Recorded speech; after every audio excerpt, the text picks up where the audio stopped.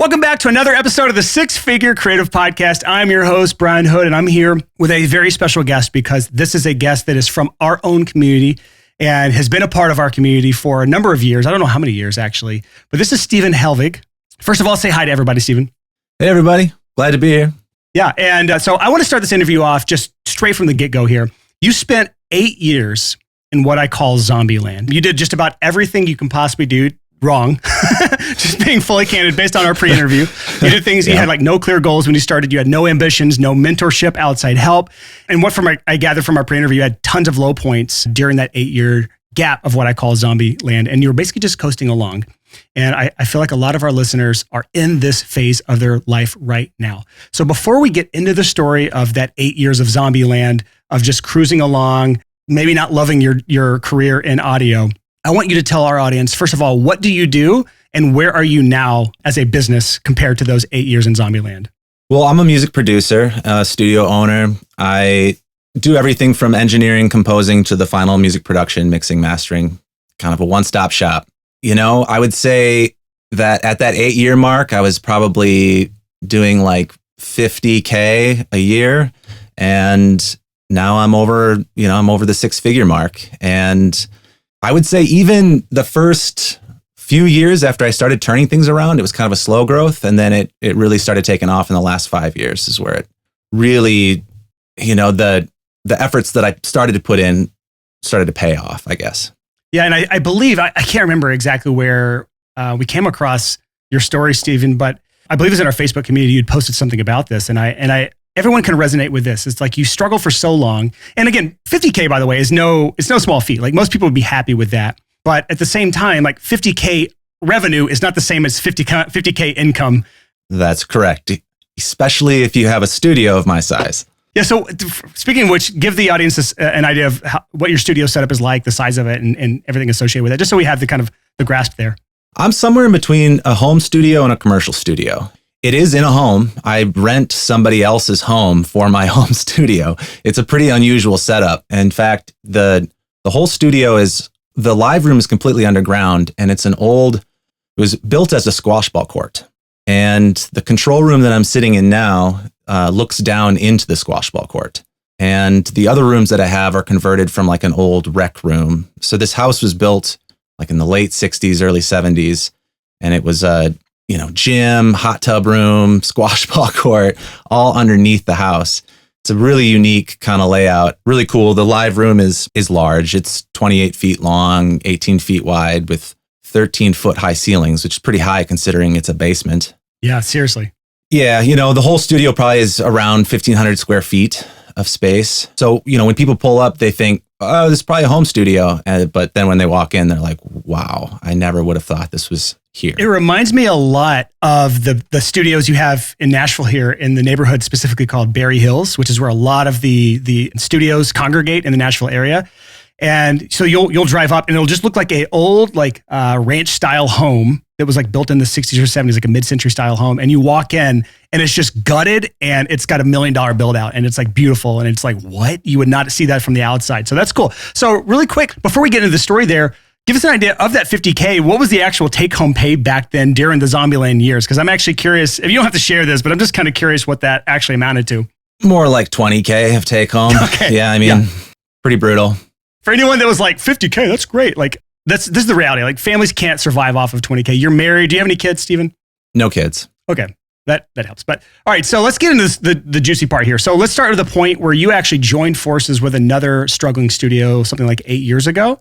Can you tell us about that point? I guess I should clarify a few things I think would be helpful for the whole story is that, so I didn't just find an empty house or whatever and build out a studio. I definitely didn't start from scratch. The reason I ended up with this place is that when I was in college, I was an artist. I started as an artist and wanted to, I was playing in bands and doing that sort of thing. And I was making like my third record in college and I met a producer that had this studio. He did the build out. And it was the first time working with kind of an established producer, and I just fell in love with the process. And we spent a lot of money on the record and a lot of time here. And while I was doing that, I was really picking up the basics of Pro Tools and stuff, he would like stop to go make a sandwich. And I'm like, I think I can hit record. I'm going to keep, I'm going to keep tracking.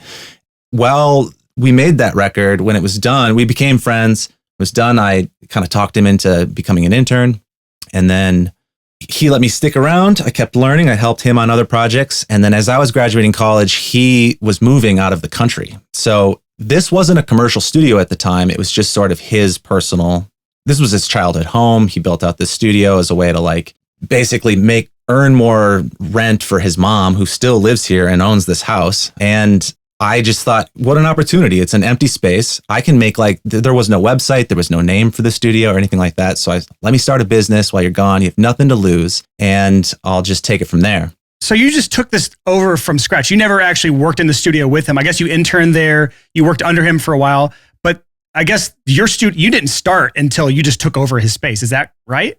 Yeah, that was actually the beginning. And he trusted me enough to say, well, sure, if you want to try, go for it. There wasn't much of a business structure there, or like built-in clients or anything like that. So I had a couple bands that I knew that wanted to record with me, and I knew enough to like do some really basic stuff. And I actually rented a room behind the studio, like in the house, but just another room behind the main areas. And it was basically just a glorified closet. And I lived there, and just every day I would go into the studio and work on stuff and, figure it out. And our arrangement when we started was really optimal for me, because he said, listen, let's go 50-50. If you don't make any money, if you can't get any bands in, you don't have to pay me anything. And you can use the studio as much as you want. I was living here. I was just keeping it up, keeping it clean, and doing anything I could and I helped him like wrap up projects as he was moving. And then that's how it went for those 8 years. But by year 7, year 8, when I did have income coming in, I was paying out 50% of everything I was making. And it was just brutal. It was a great way to start and a terrible way to grow, because it just became defeating and unmotivating to make more money, because I just couldn't keep enough of it to make anything. Yeah. So 50% of let's just call it $3,000 a month doesn't feel too bad. It's like, it sucks, but it doesn't feel too bad. It's $1,500. That's a pretty good, not a bad rent for a full studio space in a house with an old squash court as a live room. But once you start earning close to 6 figures, like 7, 8, 9, 10 grand a month, all of a sudden that becomes really, really restrictive as a business model. We'll get to, I know you ended up renegotiating your rent. We'll talk about that a little bit, but let's talk about during that period, the 8-year span is really what I want to hone in on for this interview, because I feel like there's a lot we can take away from that. I'm going to call them your zombie years, just because I like that term. There's nothing, no slight against you for that, but that was just kind of like the coasting period that a lot of our audience is going through right now. Can you talk about some of the struggles that you had during those days before you really felt like you had a real business? I would say that you struggle on all fronts, really, in some ways, the way that I approached it. My only goal getting started was, I just want to be in the music industry. So here I was with a great opportunity. I had access to the studio, and right away I was doing it. I was making enough. I mean, yes, living very much in poverty pretty much during those years, but I was making enough. I was doing it, and that's what mattered to me.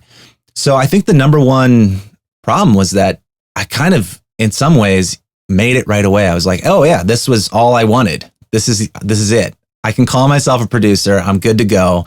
Mission accomplished, and just keep doing what you're doing, which was just defeating, because I didn't set any other, higher standards than that. Of course, I wanted to make more money. I wanted to do well. I wanted to stay busy, things like that, but it wasn't clearly enough defined. So among other things, I think that was kind of the first thing. Obviously, just getting enough clients. I built a website, and that helped. And because I have a physical site, when it comes to people searching for stuff, it helps that Google Maps stuff shows up right away. So I was able to get a good bulk of my clients just from Google searches and that sort of thing, and then people that I knew and referrals. But it was never enough. When you're building, you guys have done episodes on this, when you're building things that's largely word of mouth, it's going to take a long time, which is why I'm on year 14 and I can say, all right, this is working now. But if you want to have it take 14 years, that's the way to do it. It's one way to go, but I wouldn't suggest it. I didn't have a real marketing plan outside of create website. Yeah, that's just not enough. And I very much firmly believed that if I just worked really hard and I put out really good work, that would speak for itself. And while there's some truth to that, it's not enough. You have to have more of a plan for reaching people. And, I used social media. I did things, but nothing that was ever that effective. And even still struggle today of like making the marketing plans we do more effective. But I would say the third biggest thing was honestly just wasn't that good at it. I was self-teaching. I was able to do projects that were good, sure, but consistency was a key. And primarily, I feel like I was getting results. My clients were happy and everything like that. But the amount of work that I was putting in to those projects to get a good result was unsustainable. I was spending so many unpaid hours beyond the agreement to just make sure my portfolio turned out well, which is what I needed to do. But it was not something that could just keep going on. I was working myself to death. And so I needed to figure out, one, how could I just get better at what I'm doing so that the time I put in is more effective? Two, how can I get a more consistent schedule so that I have booked and paid studio time? Because at that 8-year point, when we switched from going 50-50 to me just paying flat rent, it's like, well, now I have to pay these expenses no matter what. Everything's on me. And then 3, I need to be keeping really good records and setting goals and making sure I'm looking at these numbers. I'm actually taking it seriously every month. And I'm saying, yes, these things are working, or no, I need to figure something out. I would wait until the end of the year to, filing taxes and then figure out how I'm doing versus just actually looking at everything month to month. Yeah. So I've got a lot of things to discuss with you. I just got bullet points as you're talking there. Basically, you explained what is the hobbyist versus the business owner. Your struggles were all based around you being the hobbyist, doing this for fun, and I fell into it, making money, having no clear ambitions or goals. Can we talk about just for a minute not having goals? Like what would you do differently if you're going back now, as far as goals you set for yourself, having ambition, not just being okay with making just enough to squeak by? Because I know so much of our audience, their goal, and I've done surveys on this, and I've polled the audience, and I've asked questions in the group, and I know that most people, it's just, I just want to make enough to survive. And as someone who made enough to, quote, survive, is that enough? Should we have more goals? Should we be more ambitious? Is it selfish to be ambitious like that? It's not. I think it just makes you a better business owner. I had to make a switch in my head from being artist who just wants to be in the music business to business owner. And, I just sort of had like a more bohemian viewpoint on things that I just want to do it for the music and things like that. And it's all about artists being happy. But honestly, when I did switch to being more concerned about, is this business working? I feel like I also got better at serving artists and being able to provide more value and more quality service because I was taking care of myself more. And that's really important. So in terms of setting goals, I think the big thing for me was really obvious, and it's kind of embarrassing really to admit that just keep good records. I honestly I kept records, but I wouldn't look at anything really until the end of the year and be like, all right, here's my torturous days of tax preparation as I sort through these terrible records. Now I have very clear books, and every day, if I want, I can go in and see exactly if I'm on track to hit a monthly goal that I might have, whether that's for just revenue coming in or even just tracking expenses. Hey, enough's enough. You can only buy so many plugins or software or whatever, trying to keep expenses down, being able to just look over and over again, where are my subscription costs going? And if you only review that once a year, that's still important, but still helpful, but it was just easier for me to sort of ignore those bigger questions. Whereas if I'm looking at it every week, every month, whatever, I can't put it aside. I have to admit to myself, I can't live in this little delusional world of myself that, hey, I'm a music producer. I'm doing this just fine. Everything's going great. So whether your goal is a certain number for income, or if it's output, if it's going to be I did this many songs, or I took this many gigs or whatever, I just think you have to clearly define them. You need to write them down, and then you need to review them often. It's so easy to do, but for me, it was that what is the old adage? What gets measured gets managed. Yes, I was literally just trying to think of that quote, and I'm like, I cannot think of this freaking quote, but I'm glad you remember it. And it's so true. At least it was for me. Like, I didn't feel like, it's surprising to me looking back how much of a difference it did. The more I just had to look at it, I just had to open my eyes and look at it. It was like, it just way more inspired me to actually make a difference in it. Yeah, and I've just noticed this in my own life as I've been big on dropping my weight. I'm trying to get back down to my wedding weight. And I have a YouTube video that was like how to actually set goals. It was launched like probably the first video of the new year or in January. And one of the things that I've been doing every day is I have to hit 10,000 steps. I have to weigh myself every day. So I have to see those numbers so that I can actually affect them. And then I have to go to the gym a few times a week on average. And, and I have to eat around 2,000 calories a day. And since then, like in 3 months, I have dropped about 15 pounds, something like that. So I'm on the way to getting to my original wedding weight. But it's the same in business. When we like going back to that quote, what gets measured gets managed, and part of measuring is also looking at the measurement itself. So like you said something that I wanted to touch on. I don't want to stay in the land of numbers and measuring and record keeping, because like this is the land of boredom, but it's also the land of being a real business owner, which is why Steven makes six figures. And if you're bored by this conversation, it's probably because you don't make six figures and you never will. As long as this bores you, you need to actually pay attention to this stuff. But I do want to talk on this because it can be really easy to track those things and then never look at it. So what is like your method around tracking, measuring, and actually paying attention to some of these things that you are tracking so that you know the numbers, you can grow the numbers, and you can actually affect change and not just look at them once a year? For me, it's just pick an accounting service. I use QuickBooks, and most mornings, if I'm just waking up, have coffee, I'll open it up and I'll just clear out my books. Whatever money came in, sort it with the invoices. There's nice little graphs and reports that are easy to generate. So I can see like, this is how much money's in this month. This is how much money I've spent. I need to do better. Or, hey, things are on track, whatever. And then there's obviously so many things underneath that of like, well, okay, what does that mean? Do I need to send more emails? Because you can measure so many more things inside your CRM or whatever. Or it might be, for me, on the measuring thing in terms of like, once I started looking at it, I was going, yeah, but I'm working all the time. Like, I am busy. I have clients in, but I still I'm not hitting these numbers. And it was like, well, it's because you're not charging enough. You have to raise rates.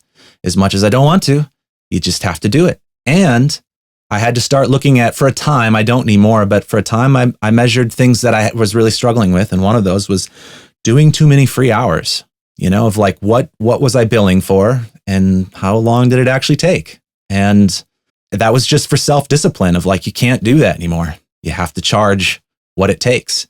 And I measured that until I broke that habit and was able to get more efficient with my time, but also get more disciplined with feeling good about charging what I was worth. And once I got past that, I just stopped measuring it, move on to the next thing. Yeah, so I think there's a couple key things to dissect there. One is the fact that you have a daily habit around coffee, which I always love habits around coffee, because what you do when you're drinking your coffee dictates how the day will go. But when you're drinking your coffee, you have a daily habit of checking your QuickBooks account, which is just your expenses and your incomes. And it's similar to like when I'm logging food after every meal. I see how many calories I just consumed because I weigh my food and I'm a nerd like that. Not everyone does that, but I can see like, oh my God, that was 400 calories for that one thing. My God, I'm never eating that again. But if I only looked back like once a month at all my food in one go, like I can't do anything at that point. So checking it daily is an important part. But I just want to talk about pricing with you. This is not anything to you. This is for our audience. If you are busy and you never have free time, the answer is to always raise your rates, period. Always raise your rates. There's nothing you can say to argue that fact back to me. If you're too busy, raise your rates. 100% of the time, raise your rates. When's the last time you raised your rates, Steven? I started to raise them again earlier this year. And I hesitate because this is not just even for rates, but a lot of changes that I've implemented over these years, it's kind of like a rolling upgrade. It's never like, boom, now there's this new system in place. It's usually like, okay, I raised rates, but it's only on new clients, right? Like the old clients that I see that have been around for a while, like they still have a certain rate. New rates are being tested on the new clients coming in and seeing what reaction I get essentially. And so far, so good. People are fine with them. And it's like, should have done this years ago, So I've tried to speed that up a little bit more in terms of raising rates because I have different ways of charging for things. I do a lot of things hourly, but I also do have project rates. So from project to project, those rates can change. And so I can raise those in different ways. And then I have my hourly rates, which are harder to raise, but I have raised those earlier this year as well. Yeah, so there's a trick that's worked really well for me when it comes to raising my rates as a freelancer. And this goes back to what I learned from running a six-figure Airbnb. So Airbnb and hotels in general have something called dynamic pricing. And that just means how in demand the date is, that's where your price goes up. And so in Nashville, when we have CMT Fest or whatever country music festival they have, we would jack up rates to like 3 or 4 times the nightly average. So as a freelancer, what I started doing was when I had someone booking something like 3, 4, 5 months in advance, they're going to get my highest rate possible because that far in advance, that's where I have the most freedom and flexibility to test out new rates on these projects. But as it gets closer to the actual date, I start dropping it down to just fill in the gaps. And that has worked out so well because I don't mean drop to like super low numbers, but on average, like my rates skyrocketed when I started doing this dynamic pricing type thing. And so if you don't have your rates publicly displayed on your website, you can do this. If you have them displayed somewhere, it's really hard to implement anything like this, but that was just something that's really worked well for me. And it works better it works whether you're doing flat rate or hourly pricing, because I started that when I was doing day rates as a music producer, and I was charging a day rate. So something to experiment with. So the next thing is you talked about unpaid hours and improving your skills. And I feel like this is another area that not everyone, but a lot of people struggle with is they are taking for damn ever to do something. And why they're trying to figure these things out is because they suck at what they do. Like I guess I'm trying to beat around the bush, but it's because they suck at what they do. So it's the lack of confidence, lack of ability. And so they dabble trying all these sorts of things out, like in automations and new plugins, and they overdo everything. Can you talk about like what your experience is around that struggle? Because it sounded like you've had struggles like that has eaten up your time and dragged out projects longer than they should be and made you underpaid for what you're doing and how many hours you put into the work, especially during the zombie days, as we call them. Yeah. As I got to that sort of quitting point, I just had to take some time off and like self-reflect and say, all right, well, what's the biggest problem? And one of the things was like just working too much, okay, well, how do I do less? And it's like, I realized that for me, mixing was really, really difficult. It would take me so long to get a mix to sound good. I was, going out to the car to check it a million times. So I just started doing research. I think the number one thing is you just have to decide, like, you have to somehow figure out what you think your problem is. I mean, if you don't know that you aren't good, then that's going to be a problem. You have to try to be honest. Self-awareness. Self-awareness, yeah. And for me, I felt like, okay, I'm getting good results, but what I could admit to, my self-awareness was like, they could still be better and they need to go faster. I cannot put this much time into it. And so then it was just about doing research on mixing. Like, why is this taking me so long? And honestly, like within a couple days of just like looking into it, I realized, well, I have a problem. I'm trying to swim upstream right now because my room, and you can see it, Brian, I've got treatment up now, but there was no treatment in this room. I was just mixing in an untreated room basically, and it was a nightmare. And I just was oblivious. I had no idea that was a real problem. And I learned, I got educated about it. It took me a while still to, improve from there. And it wasn't just acoustic treatment. I also signed up for, your basic like educational stuff and started learning from other engineers and reading more and just like seeking out educational stuff at that point. And that was the first time that I did that. Everything else was just like, I'm just going to be in the studio and keep working at it. Yeah. So what made you change? Because I know that when we talked earlier, it sounded like in those zombie years that there were no books consumed, no courses that you've gone through, no self-education, no podcasts. And now I know you're a student of the Profitable Producer course. I know that you're a listener. You said you've listened to pretty much every one of these episodes of the podcast, all 100, and you'll be at the 195th episode. And so there's a lot of episodes in the backlog. So what changed to make you actually be a self-education first type person like we are? I think just part of it was waking up to the fact that the way I'm doing things doesn't work. It's a little bit about my background. I grew up on a farm actually in southern Minnesota. My parents are still farmers, and a big part of my youth was working. I worked in barns, I worked in fields. So hard work has never been an issue for me. And I enjoy work. I work a lot still to this day, but mostly because I want to. And I realized that I could work harder and harder and harder but I wasn't necessarily getting any better. I needed to work smarter. I needed to learn things. And it was really, I think, honestly, probably around that mixing time that I need to figure out how to mix faster. I need to improve this process. When I took even just a couple courses, watched some, and it made such a big difference right away. I was like, what am I doing? There's all this information. I kind of, a little bit of an introvert in terms of, I was totally happy living in my studio 24/7, doing nothing else besides that, just an island, not meeting anybody, not talking to anybody, just dedicated to my projects. It was great, but it was just hard work that wasn't necessarily, it's like being on the hamster wheel, you just have to step off sometimes and assess. And once I figured out that, there's a lot I don't know about this. Part of that's that, the guy that I started with, my mentor that had the studio, we did work together for a number of years once he moved back. And I modeled so much after him. And I did learn a ton about producing music and how to work with artists and, being in the trenches, stuff like that. But it was one source of information. And if I would have been looking harder at more sources, I would have probably, a light bulb might have turned on earlier of like, there might be some things that are missing from this source of information, And that's not to take away from him at all. The way he did things worked for him. And, super grateful for what I have learned, but I needed so much more. I needed to learn so much more. And I was just sort of modeling everything after what he was doing. And that's not a healthy approach. You should always be questioning, like, even if you have a mentor that's working well, you should still be seeking out more sources of information and, because it might challenge something that you thought was the way to go. And for me, that was the key. Once I finally challenged something about how I've done this always and realized, this is better. And actually I've been doing it quite wrong for a long time. That just opened up the doors. And then I really started seeking out more and more information from there. You said when you got married, how long ago did you get married, by the way? Coming up on 3 years now. Okay.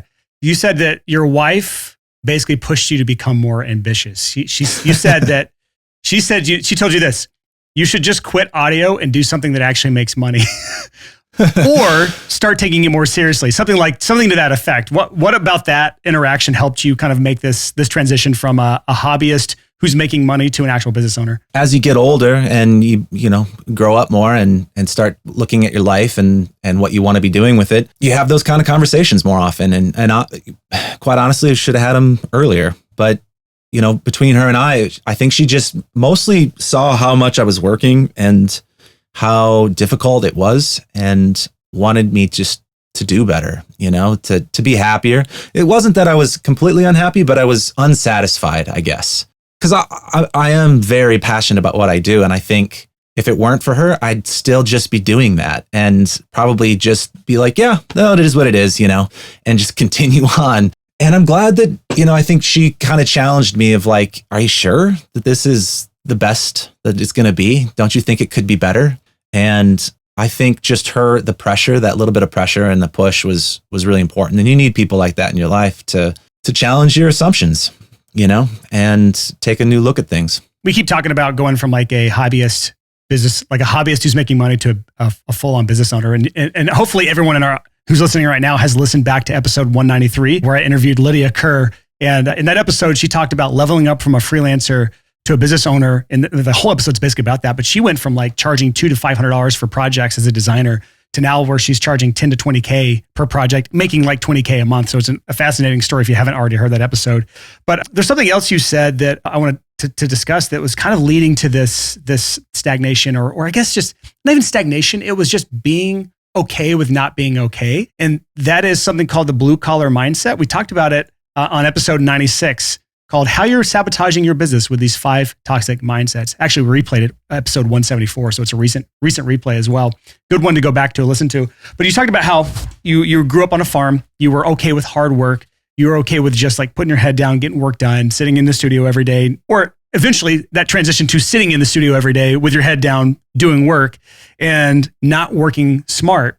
It seems like that's the blue collar like mindset at its peak, where we're busy, but we're not getting results. We're not getting progress. We're not growing. Nothing's happening. Nothing's changing. And I'm glad your wife kind of helped snap you out of that. But can you talk about some of the things that you did to start working smarter? I know we've already talked about some of them, but I feel like that's the biggest change is when entrepreneurs make that snap in their head. And I'm hoping some people are listening right now that have that kind of that aha moment that is like, there's ways to work smarter. Like I don't have to work harder. And I'll tell you right now, like the years I've made the most money are not the years I work the hardest. It's the years that I work the smartest. So talk about some of those work smart, not hard moments that you had as a music producer. Well, let's see. I think that one of the things that I finally came around to was that I took a look at, it was like a year-end thing. I was reviewing my books, looking at my clients, and I wanted to see how the 80-20 principle applied to my income and clients. And can you just really quick give everyone the rundown of what the 80-20 principle is for those who have not heard that episode of the podcast?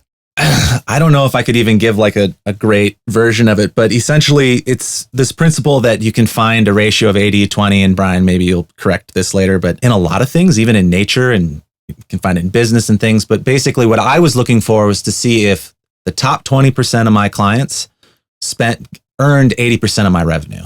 And I did the measurement and it was close. It wasn't perfectly 80-20, but it was like I think even still to this day, like the top 25% of spending clients bring in 80% of the revenue.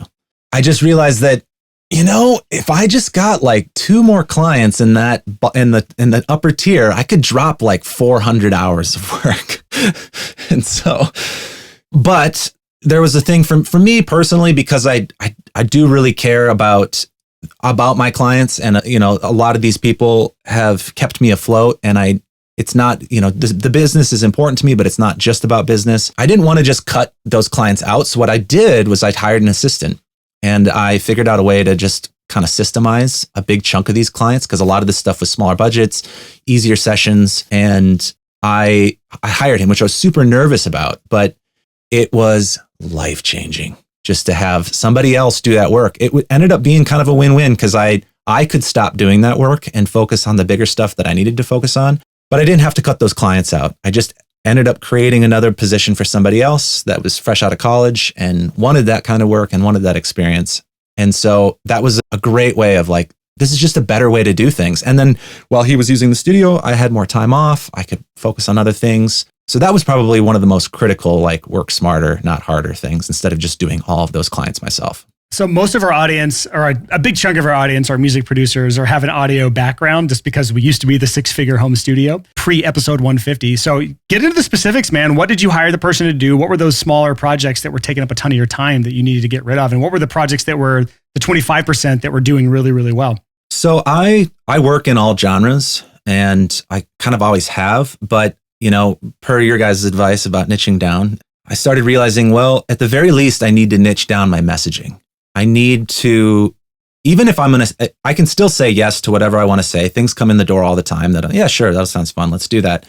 But my messaging needs to be specific so that I'm at least attracting the right kind of people. And then if I get something else that I'm not asking for, it's just up to me. If we have space, then sure, let's fill the calendar. So as I was thinking about what I wanted to niche down to, I was also looking at these bigger projects like albums I specialize in doing vocal production. So things that are heavy in vocals, and a lot of the projects that were paying more money were doing that. They were like very singer oriented, either a pop record or folk or something. But in any case, I had a ton of hip hop clients, and I don't advertise for them. I don't do anything. They just come in and they fill the calendar, and I don't mind doing it. But pretty much all of that process was like just a vocal recording over a beat that's already been done by somebody else. Mix and master all happens in like 2 or 3 hours, done. But what I realized was that it was just an underserved community, and there was a ton of demand, and it was a way to it kept my doors open. People were willing to do it, and we're really grateful. And, we were doing, kicking out a maybe above average product for what they were getting elsewhere, or they were just getting turned away. Other studios weren't even taking it in. And it grew on its own without me trying to do. And it just became like, well, now I'm all of a sudden like known in my town as doing all this hip hop stuff, which I don't want to do. And it's really hard to scale because it's just all these short sessions. They don't need full days ever. And when you own a studio, you want to fill up the whole day.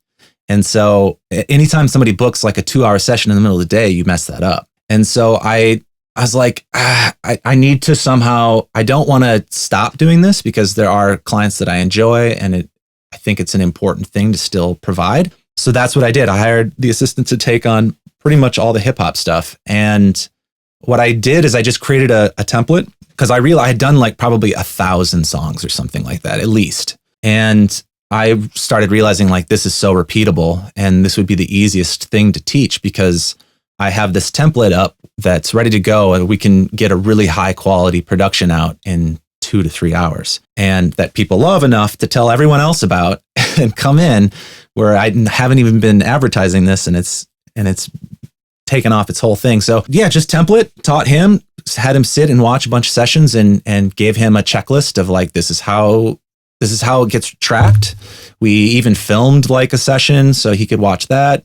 This is how it's tracked. Then these are the steps that you do for editing. And then these are the steps you can take for mixing. So, because mixing is more of like an art where it's kind of hard to teach and systemize. But again, because we were kept, and this is the benefit of niching, you know, if this was our specialty and we were just doing hip hop, we could really, really dialed it in where it's like, we pretty much always do it the same way and get really good results.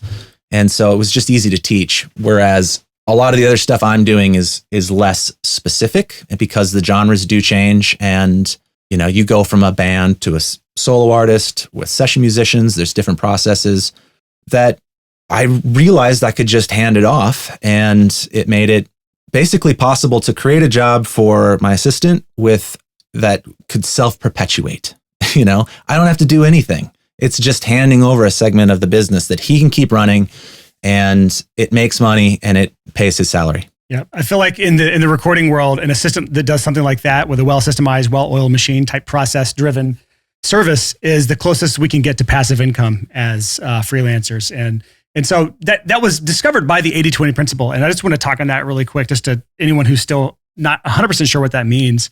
It is a principle that just states 80% of the results come from 20% of the efforts.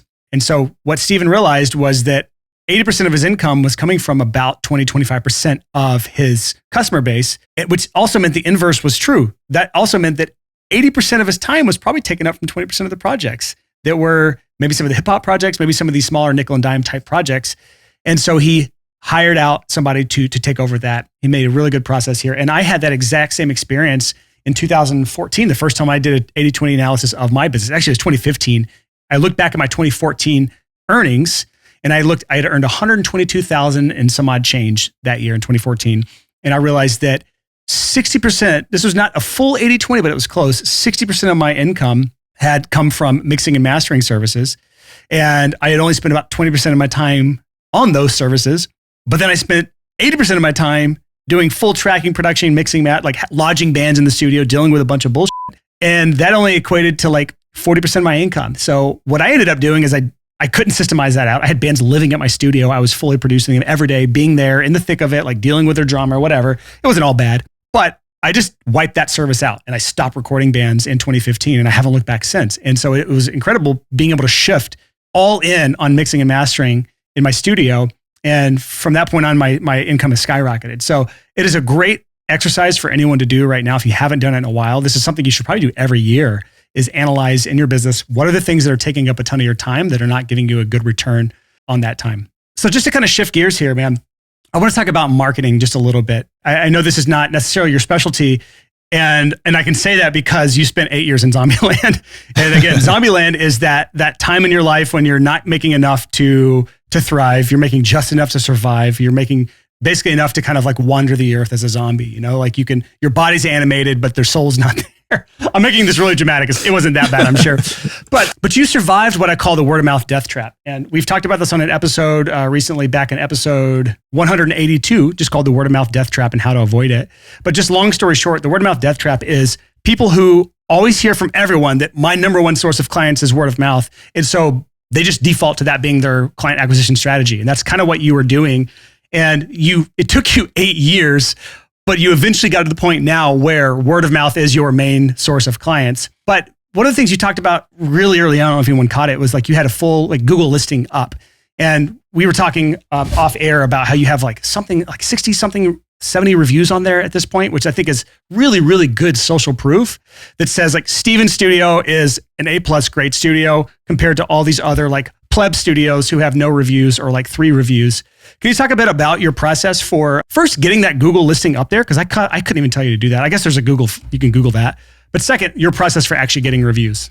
Yeah, the Google listing is actually, I mean, it's fairly easy. And I don't know exactly how it would work if you don't have a physical location, but when you do have a physical location, it's as simple as just saying, hey, I have a business at this address, and you create an account and you set it up. And it's actually a really kind of big advantage because a lot of times when people search, if somebody's just searched recording studio, Google's going to prioritize actual physical locations and show you maps results first. Yeah, and I can attest to that because I was actually I was working with somebody, we were looking up studios in Boston together, and all the top results were the actual Google listings. And then even like the number 1 search result in the actual like Google search results, like not the map listings, but the actual like typical top results were buried way down the page because Google really does prioritize the ones that show up on Google Maps first on that type of search. Yeah, and when I started the first company, I partnered up, that when I built that website and got that Google listing up, that's pretty much how I got most of my business. And then it was also word of mouth, but a lot of it was just Google searches. Now, you get a lot of calls of stuff that you don't want with that kind of thing because you got the whole internet just calling you asking, can I come in like 5 minutes and record? It's like, no, let's schedule something at a time. But so creating the listing is pretty much as easy as setting up an account and uploading your information. There's a little verification process, but if you can create an Instagram account, you can create a business Google listing. And I'm quite sure you can still have a listing too, even if you don't have a physical location. I just don't know how it's prioritized with maps. But in any case, for getting reviews for it, I always ask at the end of a project, especially when they hear their mix or it's done, they're at the height of excitement, that's the best time to ask for a review. But it usually takes reminders. A lot of people don't do it right away. And so you just have to kind of keep following up. We finally built, as part of our systems improvements over the last couple of years, we use an app called Twist that we do all of our messaging with clients. It just helps us can work as a to-do list when people send in a revision or some question about their project. But what's cool about every artist has their own channel, and inside their channels, then we can just, chat like normal. But I also have threads in each channel that are just default threads that everybody gets. And one of them's reviews with all the links to everything. So everyone always has that. And every time they're in their channel, checking out a mix or putting things in, they're going to see the reviews thread. Oh yeah, I haven't done that yet. I should probably do that. And it's just convenient, right? It's a constant reminder. It's kind of in the background. And then I can follow up with them when I send a mix like, hey, go check out the reviews thread. Please leave us a review on one of those platforms. And that does really help. Yeah. So Twist, for anyone who's not following along, it's like Slack. Everyone knows Slack at this point, I feel like, or Discord. It's like those apps, but it is slightly different. We actually use it for FilePass. It's really handy for how we work within FilePass because Trevor, my co-founder, and I and our support, like we all work on different schedules and at different times. So it's a little different than Slack, which is like really like super real time chatting back and forth, which I think would be a nightmare for studio owners because I don't want to get into necessarily a chat conversation with my clients. It turns it into more like it feels like Slack where it's like beautiful looking and modern software, but it acts more like an old school message board where you have threads and conversations within those threads. And so it's what they call asynchronous, I think is the term that the Silicon Valley's latched onto, where it's basically not at the same time. It's meant to be you reply on your own time and it has a wonderful threaded response within there. And I just love that I didn't even know you could do default threads. I've been using it for like 2 years now. I didn't know you could put default threads into channels. That's a great strategy for that. We have to manually create them. We just have like a copy and paste from a note and then we drop them in whenever we create that thread. We just copy paste. Well, it takes like 10 seconds. It's not a big deal, but that's a smart way of doing it. So I like that. Did you do anything else as far as follow-ups? Because I know that when we got married, my wife and I got married in 2019, March 2nd. And we had an incredible experience with our wedding DJ. And so he had to follow up multiple times for me to actually leave him a review, even though he did an incredible job, like a perfectly flawless job at our wedding. Not a single bad song played, nailed every music cue, like awesome dude, kept the dance floor going the entire time. It was so fun. And this was a dry wedding, by the way. So that's a really hard thing to do, to have a really good dance floor when you have a dry wedding. But because I don't drink and whatever. So and conservative parents, families. But he had to remind us like multiple times over a many month period. And he had to like hit me up with text, and he had a pretty well-oiled process for getting that review. Do you do anything like that? Or do you feel like that's overkill? Yeah, I don't. Although I probably should, because I don't think there'd be anything. I never felt overbearing. It was just every now and again, he would ping me to remind me, like maybe a month between. And I would feel bad because I hadn't done it, but I just wouldn't have been at a spot where I could have done it immediately. And then it slips my mind. And then another month would go by and he'd ping me again about it. And then eventually I left one, and I put all of our wedding photos in there, which is part of the reason it took so long, because I wanted like photos of everyone on the dance floor just so it made the review look better. And like, so it was one of those things like I try to remind people in our audience, at least, that you can follow up for things like this, for review requests, for even referral requests, or just following up with past clients to see if they need more work done like 6, 8, 12 months later. You can keep following up and they don't care. They don't feel like you're bothering them. Yeah. I do some follow up. And that was, again, one of those things that I had on my measuring, as I would look at stuff daily. This was a weekly thing that I looked at, but one of those things was, well, how many reviews am I getting? And I think I tried to get 1 per week if I could. And sometimes that was hard, just depending, like a big project, you get 1 review and it takes a year or something, But then you do like 10 hip hop projects in a week, and all 10 of them leave reviews. Right. So I did stop measuring that one because I felt like I got to a number of reviews where I was okay, but since I stopped measuring it, I don't follow up as much anymore. But that would be a reminder for me. Like, I haven't gotten one, and we would kind of make that between, when I say we, my assistant and I, just like a goal where it's like, all right, we're under on reviews, so now we force ourselves to do more follow-ups because we just aren't getting them. People aren't doing them naturally enough. So honestly, keeping these numbers top of mind are so important. And it's funny you said that. We used to really take our podcast reviews seriously and our ratings and reviews on iTunes, because that's a really good gauge of like how big a podcast is, how successful it is, and that helps get guests on. And we stopped paying attention to that. And because of that, like our reviews flatline. So this is my reminder to myself to remind you that if you are listening on any platform, leave us a rating. Not even a review. Just put the dots on how many stars you like us, whether it's 1 or 5 stars. Do it right now. If you're on Spotify, they actually have reviews or ratings in Spotify now. Go do that. And if you're on another app, go to iTunes and do it. Anyways, continue on what you were saying, man.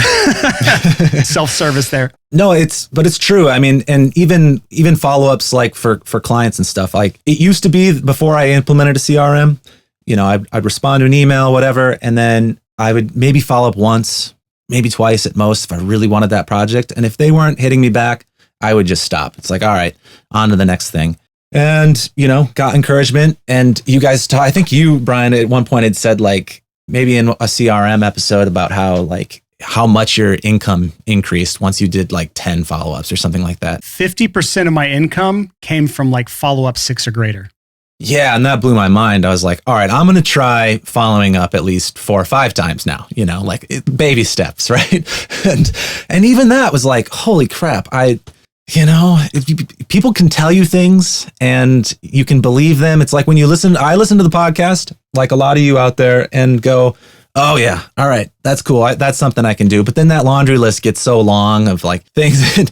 So just baby steps are fine. And that's kind of where I got, where it's like, all right, well, let me just try to do a little bit better. Let me just try to do 4 or 5 follow-ups, because I don't know if I can get to 10 without like really feeling cringy about it. And because I haven't developed that system yet, I don't have like enough of a follow-up process to have 10 original ways of following up.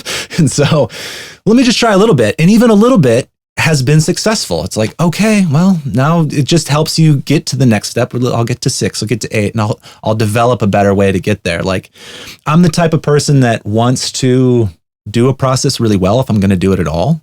And so it's really hard to just kind of step into something and be like, I don't know if this is really working, but sometimes you just have to do it that way. Even, just stumble forward or fail forward or whatever, like I'm the same way. Yeah. Those little steps. It's like, cause that's what you go, oh, there's truth to this. It's not like I doubted it in the first place, but it's almost like you have to see the proof, and then it's easier to like really come up with a full system for it. Yeah. So in my life, I'm the same way, where I feel like I can't get into something if I'm going to dabble. I have to like go hard at it. And so a lot of our audience is the same way. Some people are like great at dabbling. And honestly, to me, dabbling isn't really that effective. Like, you have to go all in with something, or else you get a bunch of little half-built bridges everywhere, which is its own problem. But there's, for anyone right now who is like Steven, where you have like, you listen to this podcast regularly, you have all these like mental thoughts of like, damn, that's cool, I should do that, or I need to do that. And you have this long laundry list of things that you need to do and you don't know how to prioritize, I would really encourage you to go back and listen to episode 189. It's called The 5 Business Bottlenecks Holding You Back from 100K per year. That episode helps you prioritize those things because there's literally only 5 major parts of your business, and only one of those 5 parts is an actual bottleneck right now in your business. So you can put everything else on your laundry list aside except for things that fix that one bottleneck. And once you open up that one bottleneck in your business, something else naturally becomes a bottleneck. And that's where you can go find the next thing on that laundry list of things to do that fixes that next bottleneck. So it's a really good episode. It's one of my favorites I've done in a while. So I'd really encourage everyone to go back and listen to that. Just to wrap this up, I think it'd be interesting or good to know, what other numbers do you track and look at? Because I'm fascinated by this conversation of just numbers staying top of mind, because what gets measured gets managed. That's kind of the theme of this episode in some degree, other than the Zombieland thing. Do you have like multiple numbers that you look at regularly? You said the reviews used to be weekly, your expenses and incomes you look at daily when you're drinking coffee, hopefully good coffee and not trash coffee. I've been on AeroPress for like a decade, man. Good. You know what I got recently? I just got this in this week. This is a new thing. Now everyone is going to go order this on Amazon. I should have an Amazon affiliate link for this. I'm not. I'm just going to tell you to go order it and just recommend. It's called the Clever Dripper.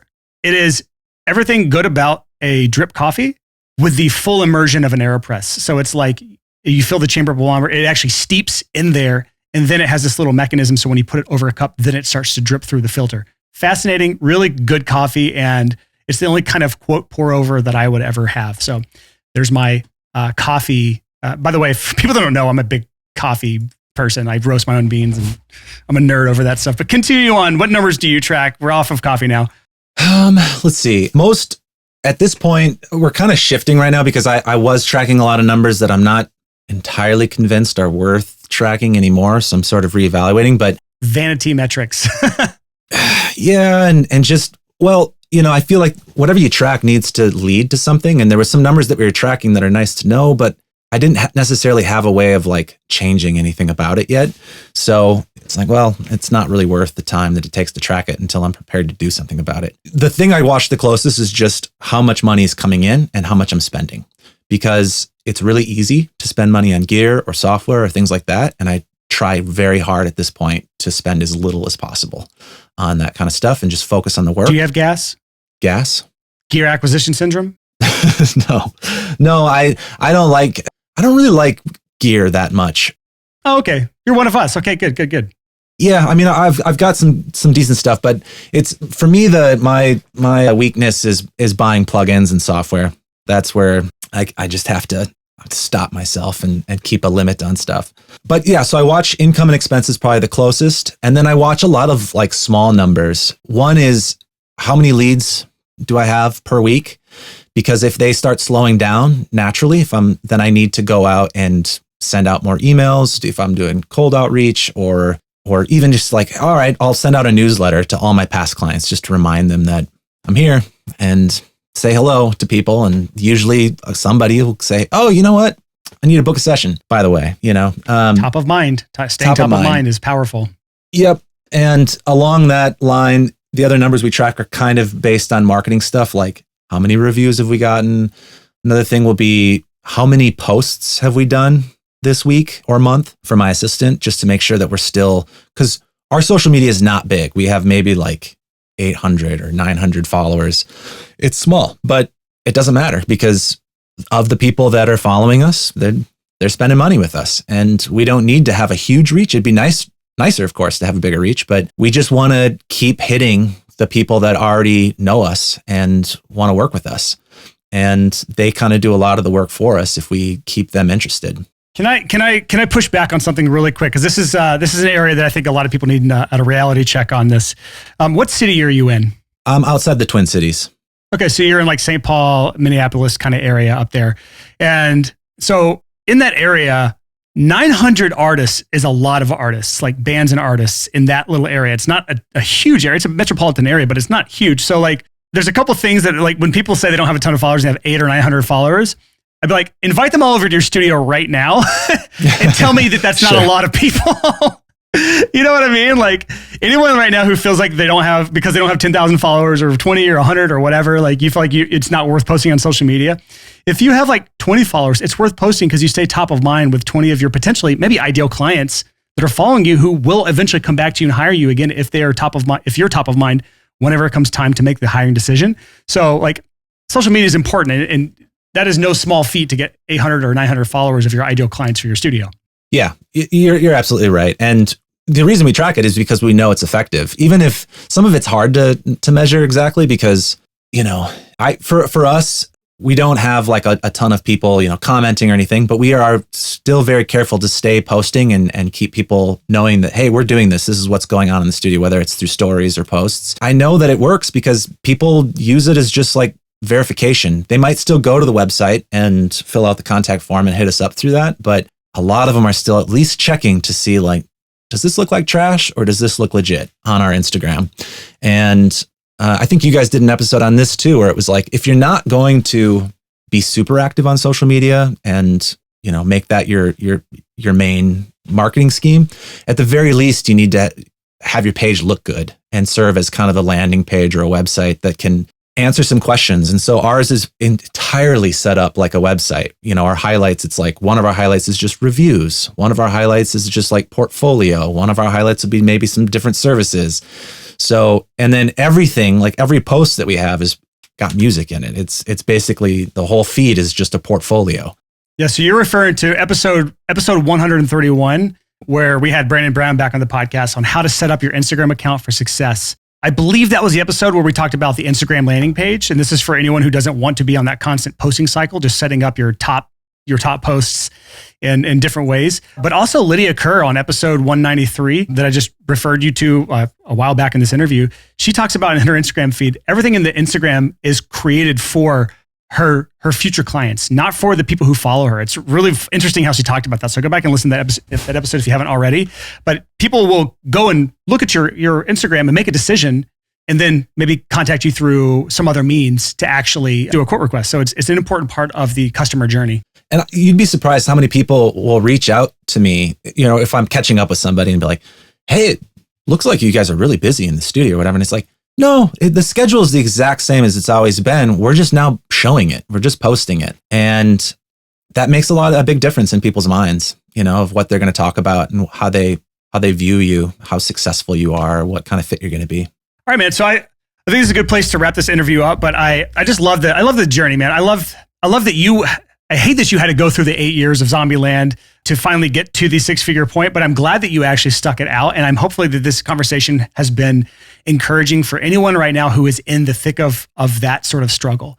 I hope that people understand that they need to make that transition to a serious business owner and not just stay in the world of a hobbyist who's just happy sitting in their cave, not going out in the world, not having outside influence, being stuck in that blue collar mindset. Hopefully people got a lot out of this. So Stephen, where do you want people to go to connect more with you if they want to ask you questions or just say, hey, or say thanks or say, screw you guy for making me look bad? Where can they go if they want to connect with you? Helvig Productions is on Instagram at Helvig Productions. There's also the website. Feel free to send us a message.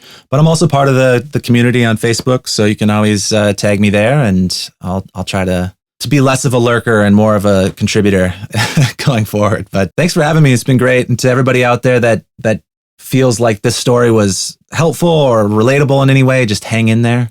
It's okay if you're making all the mistakes. I still feel like even today, like there's so much I could talk about what I feel like is not going well, or like that I still could do better, or the advice that I haven't figured out how to take yet. But just pick one thing and you make those little marginal improvements and it will get you there if you can hang in there.